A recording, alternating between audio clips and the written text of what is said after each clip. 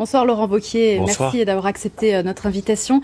Concernant cette affaire qui vise Gérard Collomb, est-ce que ça donne le ton de la campagne municipale à quelques mois de l'échéance? En tout cas, je ne l'espère pas. La transparence, c'est normal. Et vous le savez, on n'a pas toujours été du même avis avec Gérard Collomb. Mais je ne vais pas juger un homme sur un plateau. Et pour moi, la présomption d'innocence, ça compte. Et donc, voilà, je ne veux pas qu'on lâche les choses n'importe comment. Il y a aussi du respect, de la dignité qu'on peut avoir en politique, même si on n'est pas nécessairement du même avis. On va parler de vous maintenant. Dans quel état d'esprit vous êtes depuis votre démission de la présidence des Républicains? Dans quel état d'esprit je suis? Très serein.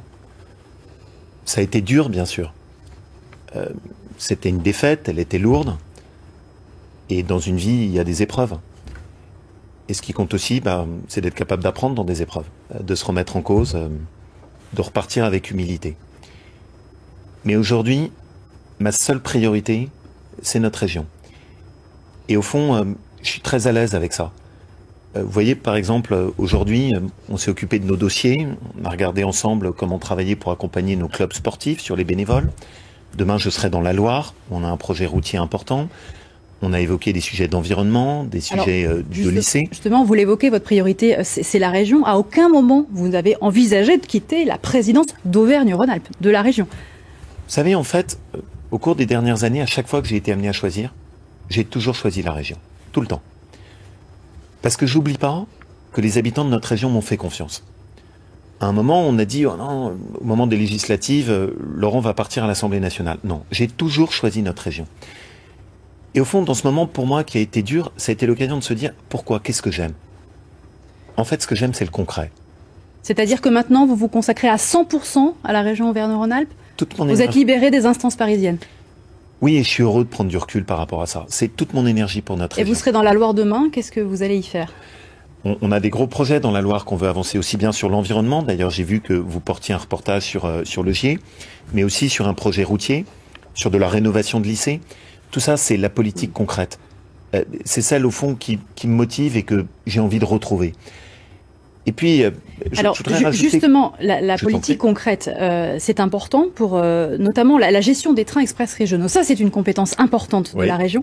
La ponctualité des TER, c'était l'une de vos promesses de campagne. Auras est la 3e région la moins ponctuelle. Le taux de retard a encore augmenté l'an passé, 9,6%. L'ouverture à la concurrence des TER, elle sera obligatoire en 2023. Est-ce que vous envisagez de changer d'opérateur et de ne plus faire appel à la SNCF? Alors, d'abord, quelques petites précisions. En réalité, depuis le début de l'année, on a une amélioration du taux de ponctualité. Pour moi, c'est pas du tout satisfaisant. C'était pour l'année 2018. Hein. Exactement. Mais depuis 2019, on a une amélioration de la ponctualité. Deuxièmement, ce matin, j'ai échangé précisément avec des usagers qui prennent le train très régulièrement entre Givors et Lyon, qui m'expliquaient les difficultés qu'il y avait sur les capacités des TER. On va essayer de se concentrer là-dessus. Ensuite, est-ce que je suis favorable à la concurrence? Moi, je suis attaché au service public. Mais à une condition, c'est que le service public, ça doit être le service au public. Et vous le savez, on a décidé de pénaliser la SNCF, ce qui n'existait pas avant, quand les trains sont pas en retard.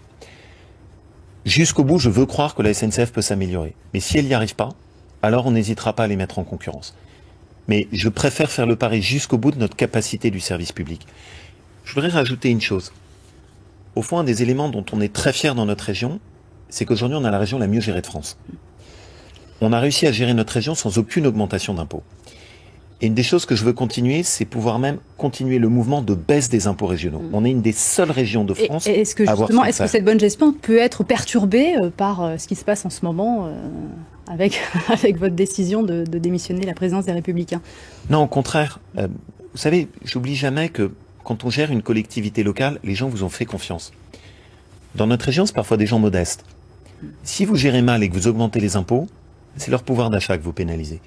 J'ai toujours considéré que ma première responsabilité, c'était de protéger le pouvoir d'achat des ménages de notre région. Et dernière, de pouvoir porter de l'ambition. Par exemple, on est en train de rénover tous les lycées de notre région. Ça n'avait jamais été fait. On est en train de lancer un grand plan contre la désertification médicale. On est aujourd'hui la première région de France par le nombre de maisons de santé. Et je veux qu'on travaille sur la formation de nos médecins, pour qu'on les attire dans les zones où il n'y a plus de médecins, notamment au secteur rural. Vous voyez, tout ça, c'est des sujets qui me motivent, sur lesquels je veux aujourd'hui avoir tout le temps de consacrer mon énergie.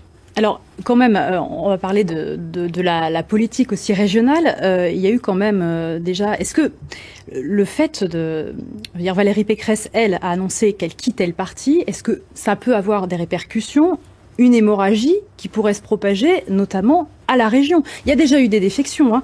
La conseillère régionale du Roannais, Sandra Creuset-Slepcevic, elle a annoncé qu'elle quittait le parti, par exemple. Il pourrait y en avoir d'autres. Oui, tout en disant, et je la remercie, qu'elle restait complètement à mes côtés. Vous savez, parfois, ce qui me touche dans notre région, c'est des gens qui viennent me voir et qui me disent « Monsieur Wauquiez... » C'est votre ligne un peu trop dure qui ne passe pas aux yeux de certains. C'est ça, en fait. Je vais vous répondre, mais soyons bien précis là-dessus. Qui viennent me voir et qui me disent « Monsieur Wauquiez, je ne suis pas toujours d'accord avec vous au national, mais comme président de région, vous faites le travail. » Et au fond, pour moi, c'est ça le plus important. Quand on gère une région, quand on gère une mairie, il faut être capable de travailler au-delà des différences politiques. Il faut être capable de rassembler en disant on va d'abord s'occuper de notre territoire. Alors qu'est-ce qui va changer dans votre gouvernance? Et au fond, vous savez, dans la gestion de ma région, j'ai toujours essayé de le faire de façon très ouverte, en essayant d'associer aussi bien des gens du centre, des gens de la droite, même des gens de sensibilité écologiste ou des gens de sensibilité de gauche ou des gens qui peuvent être à ma droite. J'essaie vraiment de faire en sorte que on puisse avoir toujours cette idée. On n'importe pas les batailles nationales.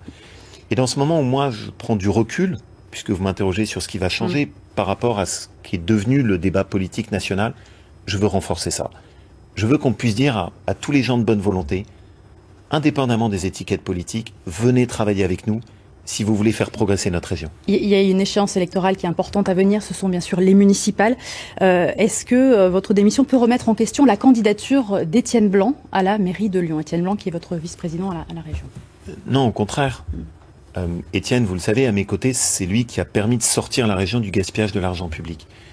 Il fait une très belle campagne sur Lyon, dans laquelle il porte vraiment des sujets concrets sur l'écologie, les difficultés de transport en commun, les embouteillages, la question aussi du dynamisme économique, de la création d'emplois.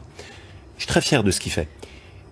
Juste, moi, ce qui me préoccupe en ce moment sur notre région, c'est que je ne voudrais pas que les rivalités de personnes, qui sont parfois très dures en ce moment entre la mairie de Lyon, la métropole de Lyon, aboutissent à créer un climat dans lequel les choses n'avancent plus.